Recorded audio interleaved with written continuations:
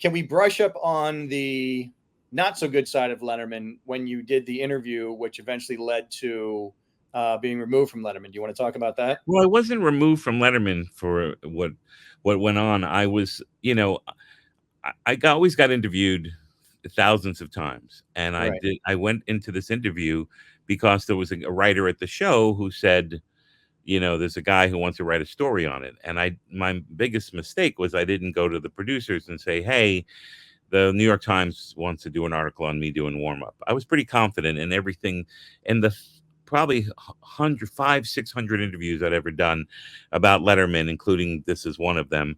Right. I always knew that the person on the other end cared enough about it to tell the truth.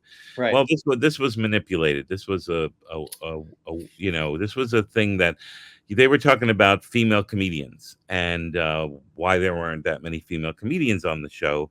And I was saying recently there were some female comics who written into me, and I would thought that they needed to be more authentic. The same advice I'd give to male comics, and I didn't say anything like women suck, or if you look at it, there's nothing horrible. It's this guy was very irresponsible.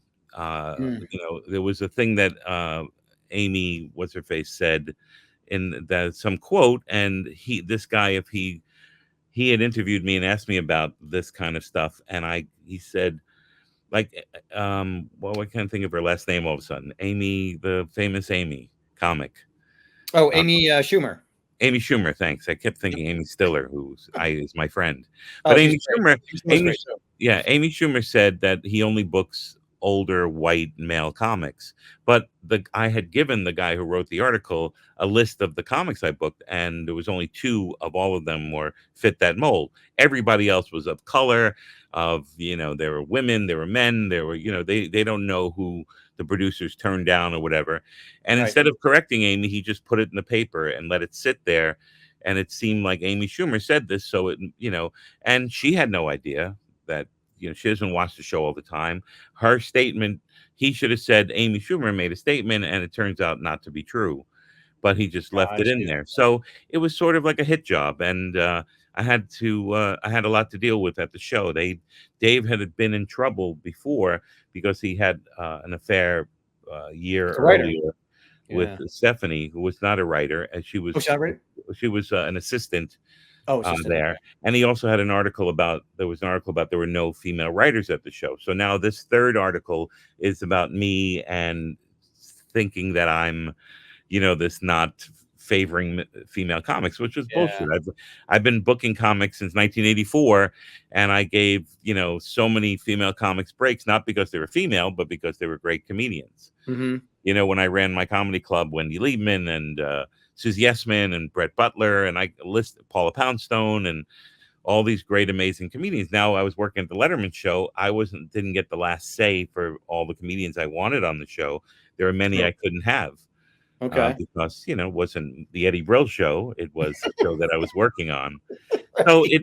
So this is a while ago. This was came out 12 years ago, and the next day a bunch of female comics went out and said, I know Eddie Brill, and I did a movie about female comedy, and he was into it, and that didn't get the press. The only press was that one day. So it's a hard thing that happened in my life. It was hard. That and even Dave and all the producers said, we're sorry that it happened the way it did. You should have been more careful. I said, look, I screwed up. I should have gotten it approved as something as big as the New York Times. I just was pretty confident that this guy meant well, and it turns out he had an agenda, or it appears that he had an agenda. At least it comes off that way, because I wasn't talking about female comics suck or anything. As a matter of fact, recently, before that article, there was an article in a Jewish newspaper where me and Joan Rivers were interviewed, and we were talking about it, female comics, and I was very supportive of female comics and the comedy industry, and that wasn't brought up, or it's like it didn't fit the thing at the time.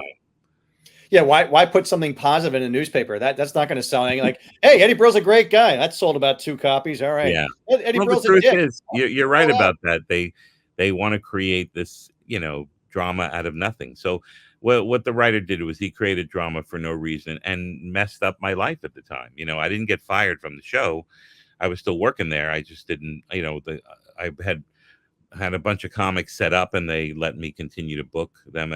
Carmen Lynch was one of them, Corey Kahaney, female comics, but they ended up giving that job to a couple of younger writers who were great at the show, good people. But it took, all of a sudden I wasn't writing, and, all the other shows were panicking because they were like, well, we don't have many female comics either on the show.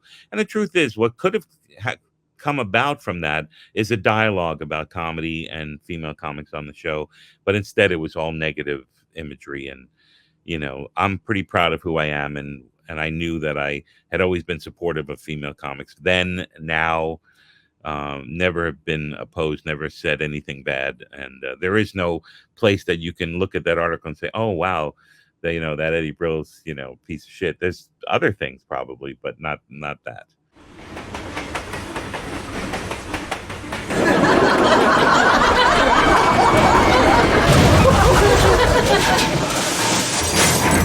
Comedy Train.